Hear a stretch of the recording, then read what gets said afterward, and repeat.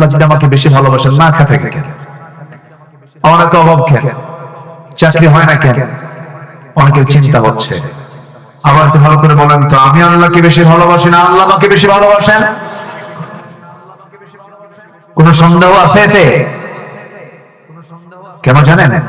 এত আকাম কুকাম করে বেড়াই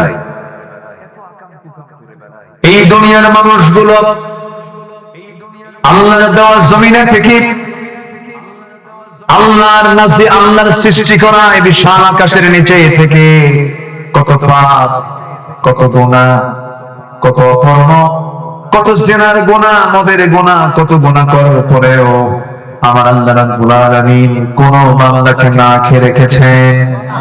কোন বান্দাকে না খেয়ে রেখেছেন? আল্লাহর দয়া সবচেয়ে বড় দয়া। যদি বান্দা আমাকে একটু বলে ফেলে আস্তাগফিরুল্লাহ, যদি বলে ফেলে ইয়া আরহামার রাহিমিন আল্লাহুম্মা ইন্নাকা আফুউন কারীম তুহিব্বুল আফওয়া ফা'ফু আন্না, আল্লাহ এত খুশি হন বান্দা যখন মাফ চায়, তখন আল্লাহ তাআলা অস্থির হয়ে বলেন, যা আমি তোর সমস্ত গুনাহগুলো মাফ করে দিলাম।